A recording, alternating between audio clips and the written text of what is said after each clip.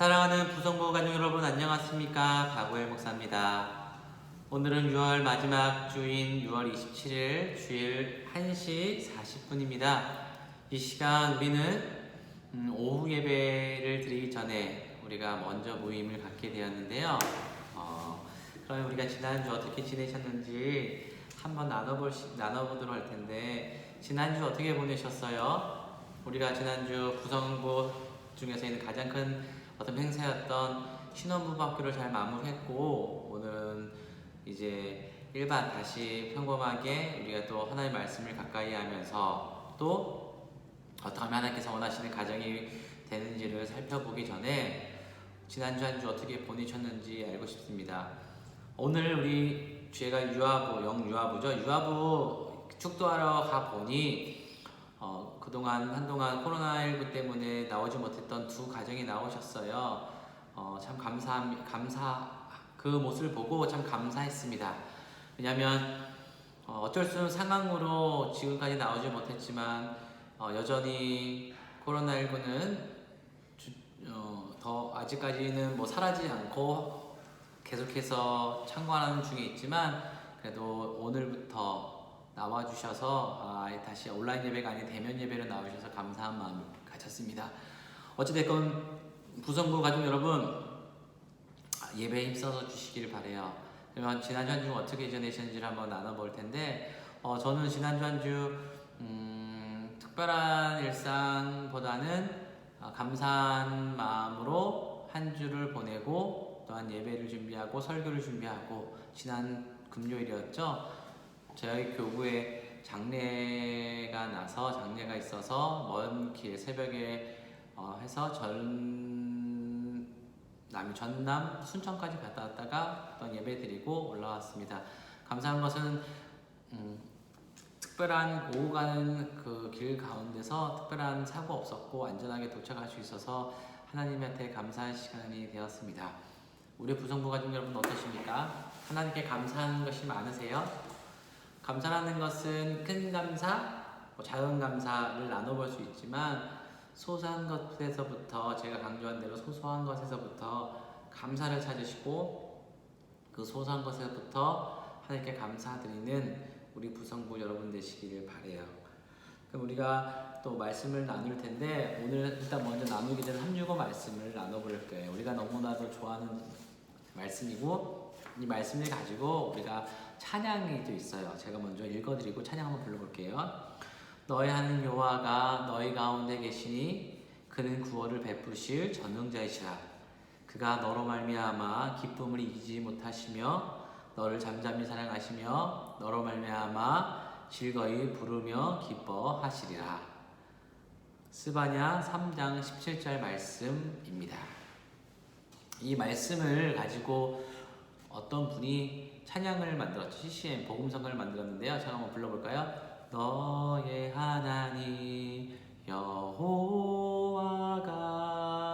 너의 가운데 계시니 그는 구원을 베푸실 전능자시라.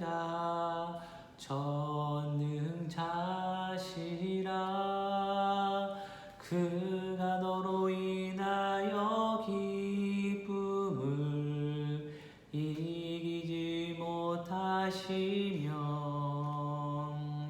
너를 잠잠히 사랑하시며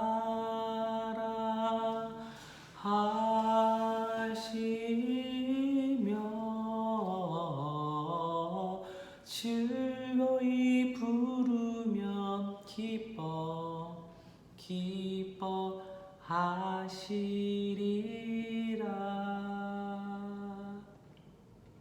다 알고 있는 찬양이죠? 오늘 말씀, 이 365 말씀은 하나님께 스바냐를 통해 주신 말씀인데요. 하나님은 구원을 베푸실 전능자이신데, 그 하나님이 우리를 사랑하시는데 지극히 아주 많이 사랑하시고, 우리를 바라보시는 것만으로도 너무 기뻐서 뛸 듯이 기뻐하는 모습이시고, 그를 통해서 하나님이 진정으로 우리를 사랑하신다는 말씀이고, 우리를 구원해 주시고 우리를 회복해 주시다는 말씀입니다. 정말로 우리 하나님을 의지하고 하나님을 사랑하신다면 하나님을 사랑한다면 우리도 그만큼 하나님을 사랑하는 부성부 가족 여러분 되시길 바래요. 그럼 이제 함께 우리 오늘도 말씀으로 나아가려 합니다. 나눔을 가질 텐데 우리가 6주 동안 하지 못했던 말씀 중 하나는 부부가 꼭 알아야 할, 또 우리가 꼭 나눠야 할 이야기 중에서 비판과 침묵이라는 주제로 나눠볼게요. 비판이라는 단어를 들으면 어떠세요? 비판.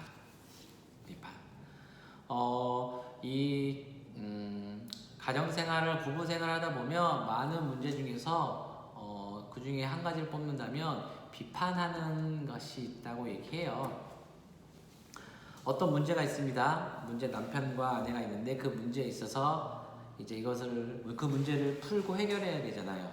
근데 그걸 어떻게 접근하세요? 처음 우리 부성부 가정분은 어떻게 접근하십니까? 어떻게 접근하세요? 어떤 문제에 대해서? 대화를 하겠죠? 대화는 시간을 정하고 대화를 할 텐데 어떤 대화를 하세요? 처음 어떻게 말씀을 나누세요? 중요한 건 뭐냐면 이렇게 질문 한번 해볼게요. 그러면요, 배우자가 직접적으로 비판한 말을 하면 그거 듣는 상대방의 기분은 어떨까요? 어떻게 받아들이시나요? 예를 들면 어떤 문제에 있어서 그 문제를 잘못했다면 그것을 풀기 위해서 대화할 때 먼저 처음 하는 말이 공격하는 말, 그것을 비판하는 말을 한다면 어떨 것 같나요? 많이 힘들겠죠? 맞아요. 그 비판이라는 것이 좋은 건 아니에요. 그래서 성경의 말처럼 하나님께서 말씀하시기를 남을 비판하지 말라고 말씀하셨어요. 그 비판이 꼭 그 사람을 변화시킬 수 있는 건 아니거든요. 오히려 그 비판을 통해서 관계가 틀어질 수가 있어요.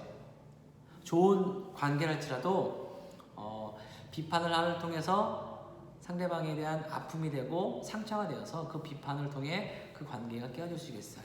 이것은 사회생활뿐만 아니라 친구뿐만 아니라 부부 관계에서도 마찬가지예요. 이것은 자녀에게도 마찬가지입니다. 저도 이거 잘 못하는 건데 제가 아들에게 얘기할 때 어떻게 보면 비판하는 말 한다면 제 아들도 제 아들이지만 상당히 기분이 나쁘겠죠. 그러면 싸움이 일어납니다. 싸운다는 게 이제 서로의 관계가 어느 정도 틀어질 수 있다는 거거든요. 그러면 그런 비판적인 말을 들었으면 어떤 생각을 하시나요? 어떠요? 상당히 기분이 나쁘죠. 정말 기분 나쁘죠. 너무 기분 나빠요. 근데 저도 잘 안 되는 부분인데 어떠세요? 어떤 문제가 있을 때 그에 대해서 비판을 자주 하세요? 아니면 그래도 그 비판을 피하고 그래도 좋은 말을 많이 하시나요? 어떠세요? 비판은 하지 말아야 되는 것 중에 하나예요. 얼마나 아픈데요. 상당히 기분 나쁘게 하고. 그래서 우리가 오늘 나누는 것은 절대 비판을 하지 말라는 거예요. 내가 비판적인 말을 듣고 싶지 않다면 상대방도 똑같이 비판하는 말을 듣고 싶지 않다는 거예요. 아무리 친하고 또한 좋은 말을 할지라도 그 비판을 통해서, 그 말로 통해서 상대방이 아픔을 경험한다는 거죠. 그래서 어떻게 돼요? 예를 들어서 아내가 좋은 말 한다고 남편을 비판하면 남편들은 그에 대해서 귀담아 듣지 않고요, 숨어요. 그래서 빈번히 침묵을 한다고 하네요. 귀담아 듣지 않고 무시한다는 거죠. 그럼 관계가 어떻게 될까요? 관계는 악화됩니다. 대화가 줄어들게 되고요. 왜냐하면 계속해서 비판하게 되면 대화하기가 싫잖아요. 대화해봤자 대화의 주제가 뭐예요? 나를 상처 주고 날 아픈 말을 하다 보면 그 대화를 하고 싶지 않다는 거예요. 이거는 당연한 거죠. 저도 예전에 좀 친한 친구가 있었는데 그 친구는 나에게 좋은 말 한다고 했지만 그것 중에서 계속 하다 보니까 너무 듣기가 쉽지 않아요. 듣고 싶지가 않잖아요. 그럼 어떻게 돼요? 그 사람과 대화를 하지 않아요. 대화하지 않는다는 것은 그 사람과 멀어진다는 거죠. 대화를 해야지 친해지고 친밀해지는데 대화하지 않으면 그 관계가 깨어질 수밖에 없어요.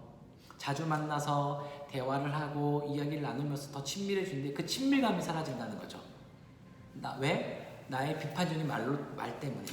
상대방과 비판을 들으면 침묵하게 돼요. 대화를 안 해요. 귀를 닫아요. 얘기를 안 해요. 그럼 어떻게 돼요? 관계가 깨어지고 친밀함이 사라진다는 거죠. 그래서 이 모습은 부부 관계 안에서도 벌어지는 거예요. 절대로 비판하면 안 돼요. 비판하면 안 됩니다. 비판적인 말을 하면 안 돼요. 더 친할수록 부부 관계에서 더 좋은 말 해야 되고, 더 일으킬 수 있는 말, 힘을 줄 수 있는 말, 아니면 A라는 말을 했었지만 A가 아닌 그래도 좋은 말을 통해서 아다르고 어다르다는 말이 있잖아요. 어가 다르잖아요. 똑같은 얘기라도 다른 방법으로 좋은 말로 할 수가 있다는 거죠. 어떤 분은 나는 그렇게 못해, 나는 단도직입적이야, 난 단도직입적 말할 거야 하는데, 그 단도직입적이라는 그 말이 상대방의 아픔이 되고 부부 안에서 관계가 깨어진다는 말이죠. 그래서 우리가 고민할 필요가 있어요. 내가 정말 내 아내와 남편과 대화를 할 때 어떤 대화를 하는지, 처음에 어떤 문제 있을 때 그 문제 직면에서 대화를 할 때 그 대화를 어떻게 하는지를 곰곰이 생각해 보세요. 내가 어떤 말을 하고 있었는지, 혹시 내가 말을 통해서 그 상대방의 이 표정이 어땠는지 생각해 보세요. 내가 말을 했을 때 그 상대방이 인상을 찡그리고 화를 내던가 아니면 짜증을 내고 아예 그냥 듣는 척을 안 한다면 내 말이 어느 정도 잘못될 수 있다라는 말을 뜻하거든요. 그러니 꼭 한번 생각해 보세요.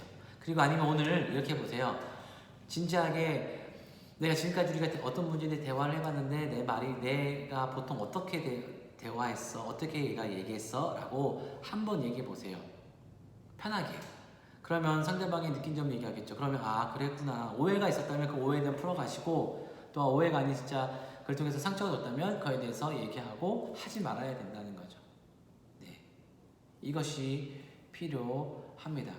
그래서 요즘에는 대화의 기술이라는 책이 나와요. 대화에도 기술이 필요해요.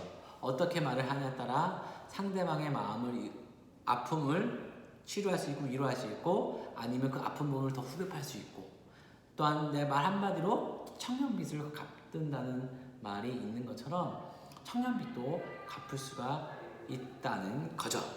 그러니 꼭 생각해 보세요. 대화해 보세요. 내가 평소에 어떤 말을 자주 했는지, 내가 사용하는 단어가 그 말이 어떤지, 내 말투는 어떤지, 부드러운지 아니면 딱딱했는지, 아니면 내가 어떤 데서 무시했던 말투가 있지 않았는지를 생각해 보세요. 그걸 통해서 우리의 부부 관계가 더 좋아질 수가 있습니다. 관계는 노력해야 돼요. 노력 없이는 관계가 세워지지 않고 완성될 수가 없어요. 구원은 우리의 노력이 있지 않습니다. 오직 예수 그리스도 믿는 믿음으로 이루어지만 그의 모든 것들은, 세상의 모든 것들은 노력이 필요해요. 사랑에도 노력이 필요하고요. 또한 대화에도 노력이 필요하고요. 부부 관계에서도 노력이 필요해요. 부단히 노력해야 돼요.